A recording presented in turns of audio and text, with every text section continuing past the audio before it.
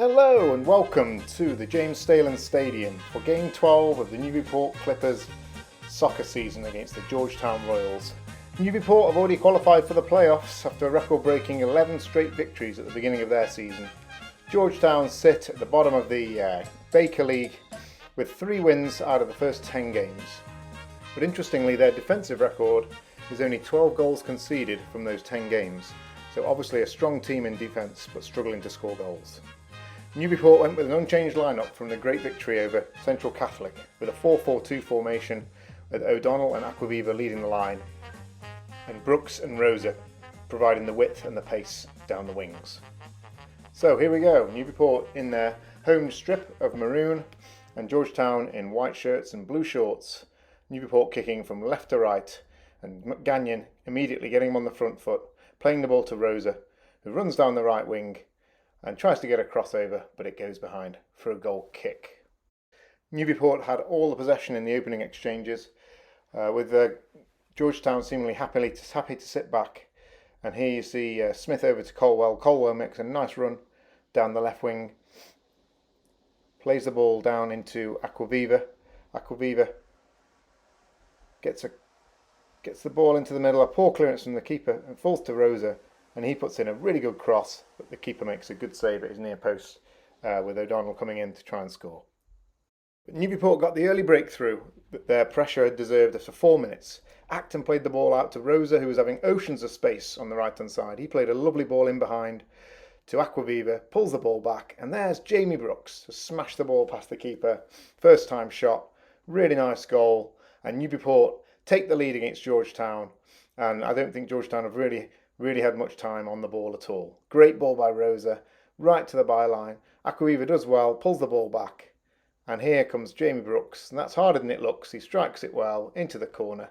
Goalkeeper no chance. So 4 minutes, not even quite on the clock. And Jamie Brooks getting his second goal of the season, and it's Newburyport 1, Georgetown 0.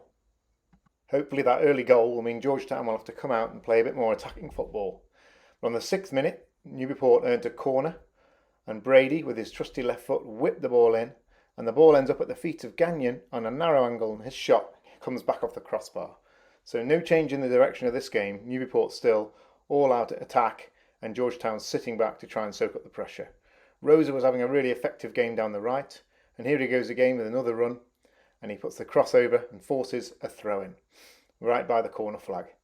So Fellner trots over and launches one of his trademark throws into the middle, and it's flicked on, and at the back post Brady O'Donnell smashes the ball against the crossbar, and Rosa wins the header back into the box, and it comes out to Brooks and he hits the post. So 12 minutes on the clock, really could be 2-0. We've hit the woodwork 3 times and Newburyport completely on top. This is a memorable moment in the 13th minute, big ball over the top, and Owen Tank gets to touch the ball for the first time, and remarkably, as you see the game go on, the only time in the entire 80 minutes. So here's another opportunity for Newburyport. Ball laid back into Gagnon here in the midfield. Plays a nice ball into the middle. O'Brady picks it up. Gagnon has a shot. It's deflected away. And the ball comes to Justiniano. And he lays the ball off to Henry Acton. And what a strike that is. Henry Acton absolutely banging the ball into the top corner there. An incredible finish. Just watch this again as the ball comes to Wacko here. He lays the ball perfectly on a sixpence to Henry Acton, and he has to be asked twice. Perfect technique, and no one's saving those. I don't care what level of football you play at. When you put them in the postage stamp, no one's stopping them. So fantastic goal from Henry Acton. His 4th goal of the season, and definitely a goal of the season contender. Newburyport 2, Georgetown 0. That goal signalled some changes to the Newburyport lineup as they changed the front line and a number of the midfielders, but it didn't change the direction of the game. As Brown plays the ball inside here to Forrest Hay out to Twitchell, back to Forrest Hay. Georgetown not really closing down and just staying 8 men in the box, and Forrest Hay is crossed into the box and Koya couldn't quite get on the end of it, but great ball in there. And you'll see that Georgetown just sitting back with 8-9 players in the box and soaking up the pressure. Fellner crosses it in. Great flick on by Acton. Oh, and Brooks comes in and almost gets his second goal of the game, but his header just goes wide. And the momentum of the game just continued. Acton driving Newburyport forward with a great performance in midfield. Plenty of space on the wings. Here goes Aquaviva, cuts inside, has a shot, but just over the bar. Georgetown really not getting out of their own half and just sitting deep and letting Newburyport come on to them. Another cross comes in here, headed away, and that was the end of the first half. Referee blows the whistle, and it hadn't been a classic half, but two fantastic goals from Jamie Brooks and Henry Acton mean it's Newburyport 2, Georgetown 0. Surely Georgetown are going to have to come out a little bit in the second half and try and get something out of this game. But it didn't look like it. They just kept sitting back, putting men behind the ball, and giving Newburyport time on the ball to put crosses into the box. And the two big defenders and the goalkeeper dealt with most of the crosses and cleared the ball away. But Newburyport had all the possession. And here again on the right-hand side, good run, I think, from Rosa. Lays the ball back to McDermott. McDermott tries to get the cross in. Pulls it back to Aquaviva. He beats his man, has a great shot, and the keeper makes a good save down to his right. But Newburyport carving out chances, playing some nice football, just not able to beat the big keeper. Here in the 47th minute, the ball's picked up nicely on the right-hand side again. Comes back to Rosa, pulls the ball across, and there's O'Donnell, but he only puts it straight at the keeper from about 7 yards out. But Newburyport really in complete control. Whenever Georgetown did pump the ball forward, Newburyport broke quickly. In this case, Colwell making a really nice run down the left wing. Good pace. Georgetown just not able to live with him. Cuts inside. Plays a nice ball into the middle. Controlled by Aquaviva. Back to Gagnon here. Gagnon plays a ball into Acton, who's got a taste for it now. He fancies his chances again from 25-30 yards. Good shot. But the keeper makes a good save over to his left-hand side. The keeper was having a very good day in keeping the score down for Georgetown. And here goes Colwell again, plays the ball in, comes down here to Aquaviva, should have done better with the first chance, comes to the second chance, and again straight at the goalkeeper, and he gleefully clutches the ball and keeps the score at 2-0. Now in the 63rd minute, Brown brings the ball forward on the right-hand side, plays the ball into Forrest Hay, about 25 yards from goal, and he tries a speculative left foot shot from the angle, and it just goes over the bar. But it's like a training ground routine now, attack versus defence. Georgetown not making any attempt to get back into the game, and Newburyport finding it difficult to break them down. Here goes Justiniano, who's having a good game on the right hand side, plays the ball into Forrest Hay, he whips in a cross-come shot just in front of Twitchell, and the keeper does well to hold on to that, with Twitchell sniffing around for any rebounds. But Newburyport struggling to create clear-cut opportunities just because of the number of defenders in the box. Here comes Colwell back out to Gagnon here. Gagnon plays the ball. Again, no pressure on the ball from Georgetown, just plays it into Fellner. Fellner plays the ball into the box, and Grady at the back post tries to nod it down, and it falls to Twitchell. And finally, Newburyport get the third goal in the 73rd minute. Great finish there from Twitchell. Ball into the box from Fellner. And he just twisted and put it straight in the corner. Good ball in. Grady tries to win the ball. Doesn't quite get there, but the defender does enough to put the defender off. And that's a really nice finish from just inside the 18-yard box, right into the corner. I think that's 3 goals in 3 for Twitchell. He's back on fire in front of goal. And so Newburyport finally get the third goal that all of their pressure and all of their chances deserved.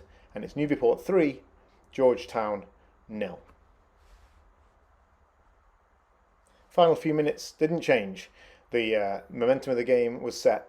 Georgetown trying to just clear the ball away. Newburyport having shot after shot. This one from Gagnon, saved by the goalkeeper. But one man up front was never going to trouble the Newburyport defence. And to be honest, they had no ambitions to try and score. They were just trying to keep the score down. It made it very difficult for Newburyport, and it didn't make it for a great game. And in the end, they were taking speculative shots from distance to try and get a fourth goal. But that was the end of the game. Newburyport inflicting their biggest defeat of the season on Georgetown, 3-0. The only other team to score 3 was Manchester Essex. And so Newburyport go marching on with 12 straight victories. And here's the statistics for the game, which I think are very telling. Newburyport had 40 shots on target. The Royals keeper made 12 saves, but incredibly, the Newburyport defence only had possession of the ball for 13 seconds in their own third of the field. Newburyport's record continues to be incredible: 9 clean sheets from 12 games, 12 straight victories. And here's the players' point of view with roving reporter Paul Aquaviva. All right, I am here with Kalen Twitchell, yet again scoring a critical goal to give us a little extra cushion. Kalen, tell us about your goal. Well, I wasn't expecting to go in, but coach gave me a little extra time. It was just right place, ball bounced right in front of me and connected with it pretty well, and it went in. So so excellent finish. So after the second goal, they started really cutting back, put 10 guys in the box. How did you do with that? I don't know. It was one of the weirdest games of soccer I've played. I was talking to one of their teammates, and they were saying they were doing it to try and make the state championship or something. I mean, state tournament. Yeah. Any strategies from Coach Blue on how to penetrate that? Get it out to the wings and cross the ball, and yeah, that was about it. Be aggressive. Yeah, well, finally paid off with your goal. Great job, Thank you. Kalen. All right, great season. Here with Waco and Henry, 2 stars of the game today. Came in big for us for the second goal. Tell me, Waco, what happened on that goal? Could you tell us, kind of set it up for us? So I think it was a cross in, and I think no one headed it, so I got it, I laid it off to Henry, and Henry just scored a banger. Yeah, really good. Henry, what were you thinking on that? Yeah, what he said, like there was a cross in, it went to his feet, and he played a good ball back, and they were really dropping off, so there's a lot of space to shoot it, and Yeah, I thought it was excellent the way, vertical back and forth, got it back. Excellent selfless play there, Waco. So after that, they started really backing up. Can you tell us what you guys tried to do to break their 10 men in the box strategy? Yeah, I mean, so we tried to, our main goal was try to put in the middle, and then we would send the ball to the corner, and then the outside guy would try to cross it back in. It was very hard to get a header off from our guys because their 2 center backs were very tall. Their goalie was very tall as well. So, yeah, I mean, having 10 kids in the box is very hard to play with.